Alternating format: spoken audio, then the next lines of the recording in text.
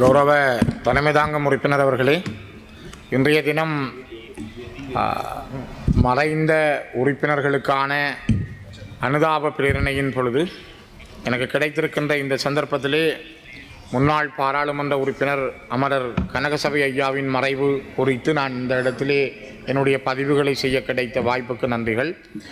மிக முக்கியமாக இன்றைய தினம் தன்னுடைய நேரத்தை எனக்கு மாற்றி தந்த கௌரவ தயாஸ்ரீ ஜெயசேகர் அவர்களுக்கும் என்னுடைய நன்றிகள். மிக முக்கியமாக தமிழ் தேசிய கூட்டமைப்பின் மட்டக்களப்பு மாவட்ட பாராளுமன்ற உறுப்பினராக 2004 தொடக்கம் 2010 வரை பல நெருக்கடிகள் அச்சுறுத்தல் காலத்தில் கடமையாற்றிய நேர்மையான மனிதராக மறைந்த தன்மன் பிள்ளை கனகசபை அவர்களின் இழப்பு எமக்கு மிகுந்த கவலையை தந்திருந்தது.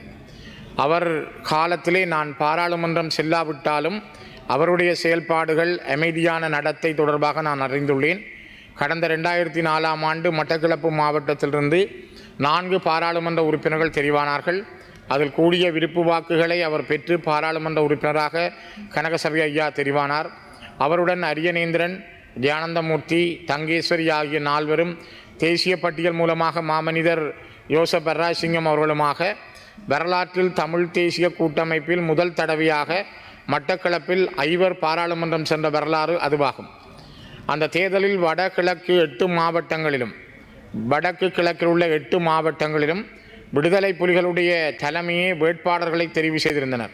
அதில் ஒரு நிர்வாக அதிகாரியாக இருந்த கனகசபை அண்ணரையும் விடுதலை புலிகள் ஒரு ஆளுமை மிக்க தலைவராக அந்த நேரம் தெரிவு செய்திருந்தார்கள்.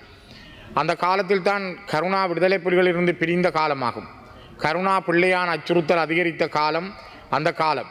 தமிழ் தேசிய கூட்டமைப்பு பாராளுமன்ற உறுப்பினர்களை இலக்கு வைத்து கொலை அச்சுறுத்தல்கள் விடுக்கப்பட்ட ஒரு காலமாக அந்த காலம் இருந்தது.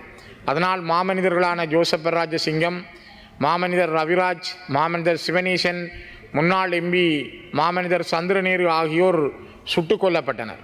அப்போது 22 பாராளுமன்ற உறுப்பினர்களும் சொந்த ஊருக்கோ மாவட்டங்களுக்கோ செல்லாமல் கொழும்பில் முடக்கப்பட்டிருந்தனர். மட்டக்களப்பில் தெரிவான பாராளுமன்ற உறுப்பினர்களும் சொந்த மாவட்டம் செல்லாமல் மாதிவிலையில் அமைந்திருந்த பாராளுமன்ற உறுப்பினர்களுக்கான விடுதியிலே தங்கியிருக்க வேண்டிய ஒரு கட்டாய நிலைமை ஏற்பட்டிருந்தது. அப்போது 2006 நவம்பர் மாதம் வரவு செலவு திட்டத்துக்கு மஹிந்த அரசுக்கு எதிராக வாக்களிக்க வேண்டாம் என கனகசபை அவர்களுடைய மருமகன், அரிய மன்னரின் சகோதரர் ஜெயானந்தமூர்த்தியின் மருமகன், தங்கேஸ்வரி அக்காவின் செயலாளர் ஆரியம்பதி அன்புமணி ஐயா ஆகிய 4வரையும் கடத்திய போது கனகசபை ஐயா மிகவும் அச்சத்தால் சோர்ந்து அரசியலே வேண்டாம் என முடிவெடுத்திருந்த ஒரு காலமாக அந்த 2006 இருந்தது.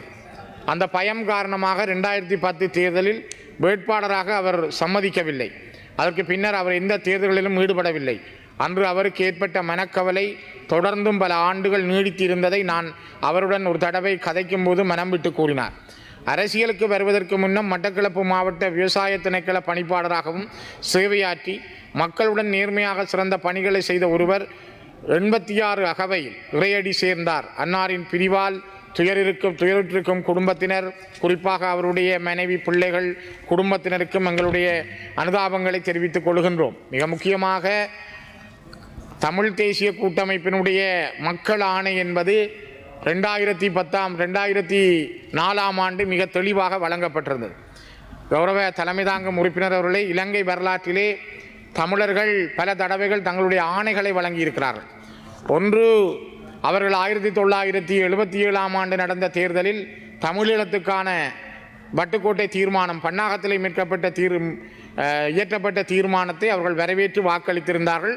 அதற்கான ஒரு ஜனநாயக பொது வாக்கெடுப்பாகவே அது இருந்தது. அதனால்தான் இன்றும் 50 ஆண்டுகள் கடந்தும் கூட வட்டுக்கோட்டை தீர்மானம் என்பது, வட்டுக்கோட்டை பன்னாகத்தில் எடுக்கப்பட்ட தீர்மானம் என்பது தமிழீழத்துக்கான ஒரு தீர்மானமாக இருந்திருக்கிறது. அதேபோல யுத்தம் முடிந்த கையோடு 2009ஆம் ஆண்டிலே நாடு கடந்த தமிழீழ அரசை உலகமெல்லாம் இருக்கிற மக்கள் தேர்தல் மூலமாக தெரிவு செய்தார்கள்.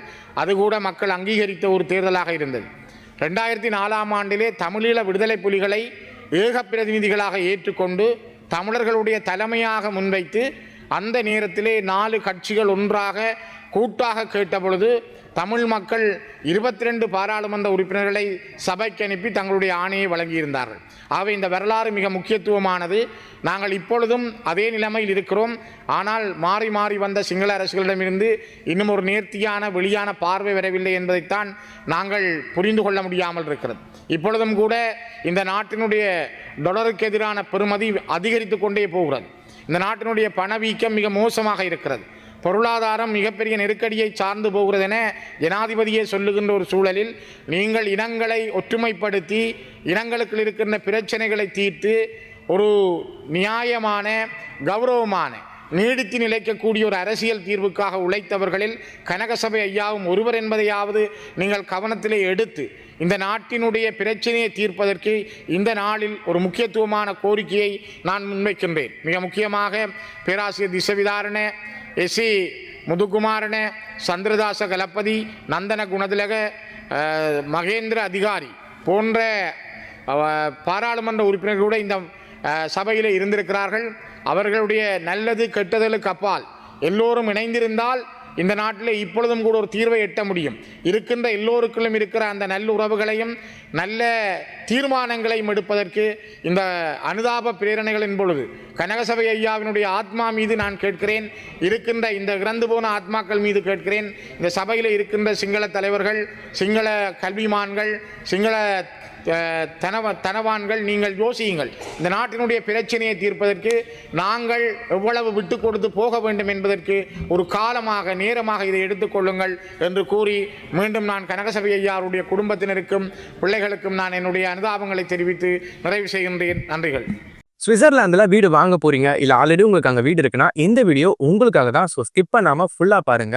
ஒரு மனிதனுக்கு வீடு அப்படிங்கிறது ரொம்பவே அத்தியாவசிய தேவை. அத்தியாவசிய தேவைகள்ல முக்கியமான பங்கு வகிக்கிறதே இந்த வீடு தான்.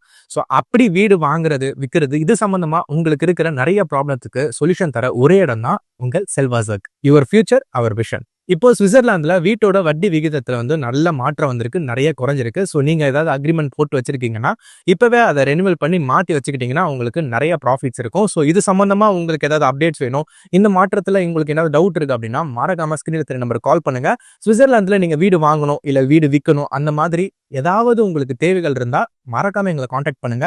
உங்களோட எல்லா தேவைகளையும் உங்க ஃபேமிலியில ஒரு மெம்பரா இருந்து நாங்க பார்த்து பண்ணி கொடுப்போம். இது உங்கள் செல்வாசோக். இச்செய்திகளுக்கு பிரதான அனுசரணை செல்வாசோக் இமோபிலியன், சுவிஸ் நாட்டில் முன்னணி நிறுவனம். தொடர்புகளுக்கு 07951464428. வீடு வாங்க, வீடு கட்ட, வீடு திருத்த மற்றும் வீட்டுக்கடன். Your future our vision. இது போன்ற மேலும் பல முக்கிய சுவாரஸ்யமான செய்திகளை அறிந்து கொள்ள லங்காஃபோ யூடியூப் சேனலை சப்ஸ்கிரைப் பண்ணுங்கள். எமது செய்திகள் உடனடியாக கிடைக்க பெல் பட்டனை அழுத்துங்கள். அத்தோடு எமது செய்திகளை மற்றவர்களும் பார்வையிட ஷேர் செய்யுங்கள். நன்றி.